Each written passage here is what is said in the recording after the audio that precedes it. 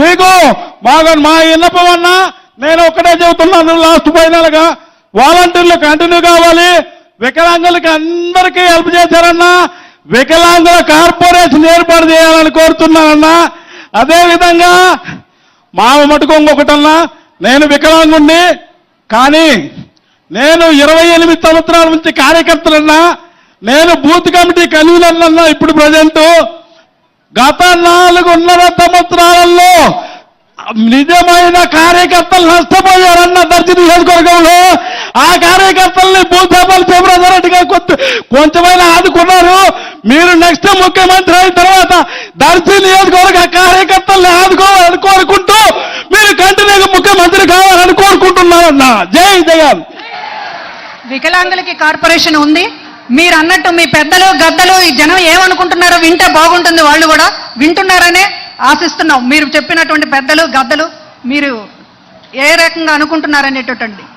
ఇంకా అన్న అక్క మీరు ఎవరైనా మాట్లాడతారా? ఇక్కడ మైక్ ఇవ్వండి. అదిగో తీసుకో. జగన్ అన్న నీకు నా వందనాలన్నా. నా భర్త చిన్నపిల్లప్పుడు వదిలేసి వెళ్ళాడన్నా. నేను ఎన్నో చాలా బాధలు పడ్డా. నువ్వు అమ్మఒడేసిన దాంతో నా కూతురు చదివించుకుంటున్నానన్నా. నాకు కూడా పింఛన్ వస్తుందన్నా, ఒంటరి మహిళా పింఛన అన్నా. ఎప్పుడైనా నీ జన్మ మేము మర్చిపోలేమన్నా. అన్నా మీకు రోడ్డుపైన ఉంటాం అన్నా. నేను జగన్ అన్న నా కూతురు డిగ్రీ సెకండ్ ఇయర్ చదువుతుంది అన్నా. నాకు రూపాయి ఖర్చు లేకుండా నీ డబ్బులతో నేను చదివిస్తున్నానన్నా నా కూతుర్ని. ఎప్పుడైనా నువ్వే ఉండాలన్నా మాకు అన్నా. నీ సొమ్ముకు మేము రోడ్డుపడి ఉన్నామన్నా. ఎప్పుడైనా నా జగన్ అన్న, నా అన్న, నా పెద్దన్న నువ్వేనన్నా. జై జగన్ అన్న. థ్యాంక్ యూ తల్లి. ఇంటింటికి లబ్ధి చేకూర్చడం మన జగనన్న లక్ష్యం. చంద్రబాబు గారు ఒకసారి చీరలు పంచుతామని చెప్పి తీసుకొచ్చి ఎంతమందిని తొక్కిసలాటలో చంపేశారో మీకు తెలుసు. ప్రతి సంక్షేమం ఇంటికి చేరాలనేటటువంటిది మన ముఖ్యమంత్రి మనన్న చేసిన ఆలోచన తప్ప మరొకరెవరు కూడా చేయలేదని తెలియజేస్తూ మైక్ ఎవరి దగ్గర ఉందో ఒక్కసారి చెయ్యొత్తారు. నువ్వు మాట్లాడతావు బాబు. మైక్ ముందుగా ఎక్కడ మాట్లాడు. జగన్ గారికి నా నమస్కారాలు. పెద్ద అయినా రెండోది బూచేపల్లి శివప్రసాద్ గారికి నా నమస్కారాలు. మాది దర్శి, నా పేరు వెంకటపతి. రాజశేఖర్ రెడ్డి గారి హయాంలో నాకు ముఖ్యమంత్రి ఉండగా పెన్షన్ వచ్చింది. అక్కడి నుంచి వస్తుంది. గత చంద్రబాబు నాయుడు గారి ముఖ్యమంత్రి ఉండగా నేను పెన్షన్కు వెళ్తే తెల్లవారుజామున 4ంటికి వెళ్ళేవాడిని పంచాయతీ ఆఫీస్కు. అది గొంతులో ఉంది. నాకన్నా ముందు 4 ఉండేవాళ్ళు. అక్కడ 10 కుర్చీలు ఉండేవి. ఒక కుర్చీలో నేను కూర్చున్న తర్వాత వచ్చే వాళ్ళకి కుర్చీలు ఉండవు. అప్పుడు దోమలు మరీ కొడతా ఉంటే నేను బయటికి పోతే నాకు కుర్చీ పోద్దేమోనని నేను అది వెళ్ళిపోయేవాడిని కాదు. ఒక కన్నవ తీసుకుపోయి ఆ దోమలంతా చేసి కొట్టుకుంటూ ఉండేవాడిని. 8 గంటలకు వచ్చేవాళ్ళు. వచ్చే వరకు అది వ్యాపు కొంత పని చేయకపోతే 9 అయ్యేది. ఈ 9 అయ్యే లోపల దాదాపు 100, 200 మంది, 300 మంది కూడా వచ్చి ఆ పుస్తకాలు పెట్టేవాళ్ళు. ఆ తర్వాత వచ్చే వాళ్ళకు మీరు రాండి, మీరు సాయంత్రం అయితే రేపు రమ్మనేవాళ్ళు. అట్లా 7 రోజుల దాకా పింఛన్ ఇస్తుండేవాళ్ళు. నేను ఎంతో బాధపడి ఈ బాధ ఎప్పుడు పోద్దా అని అనుకుంటుండేవాడిని. ఇట్టలేకే జగన్మోహన్ రెడ్డి గారి ప్రభుత్వం వచ్చింది. నేను టీవీ చూసుకుంటూ కూర్చుంటుండేవాడిని, సాక్షి టీవీ. జగన్మోహన్ రెడ్డి గారు అంతకు ముందు అన్నీ వస్తూ ఉంటాయి ముందు రోజు. అప్పుడు వాలంటీర్లు శ్రీనివాసరెడ్డి ఉన్నాడు, తాత రమ్మనేవాడు. నేను వచ్చిన తర్వాత ఏలిముద్ర వేసుకొని నాకు పెన్షన్ ఇచ్చిపోయేవాడు. అక్కడికి ఇక్కడికి తేడా చూస్తే ఎన్ని యోజనాల తేడా కనపడేది నాకు. ఈ జగన్మోహన్ రెడ్డి గారు చేసే పథకాలు ఒకప్పుడు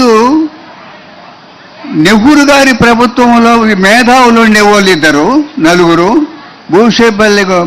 భూపేశ్ గుప్తా, డాంగే, చంద్రరాజరావు, వీళ్ళు ప్రతిపక్షంలో ఏమడిగేవాళ్ళంటే మాకు 10 సంక్షేమ పథకాలు అడిగేవాళ్ళు, 10-12 అడిగేవాళ్ళు.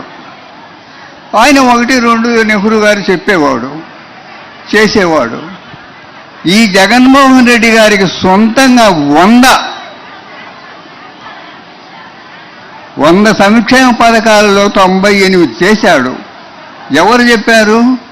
వాళ్ళు నలుగురు కలిసి చేసేవాళ్ళు. ఇది అడుగుదామని. అప్పుడు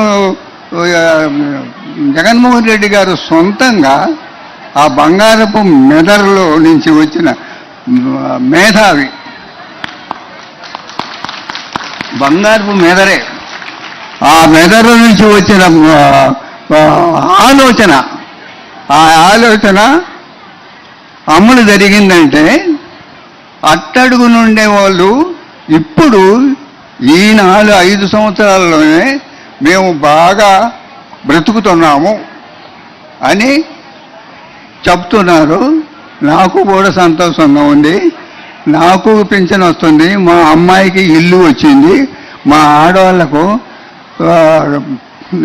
18,500 వచ్చింది. ఇటువంటి మేధావి గారు మాకు ఇప్పుడు ముఖ్యమంత్రిగా ఉండటం మా అదృష్టం. కానీ రావణాసురుడు, హిరణ్యకశిపుడు ఇద్దరు కలిసి మా తాతలను చంపేశారు. వీళ్ళిద్దరికీ ఈ ప్రజాకోర్టు రేపు మే 13న శిక్ష వేసి మే 4న శిక్ష అమలు జరుగుద్ది. ఖచ్చితంగా అమలు జరగాల్సిందే.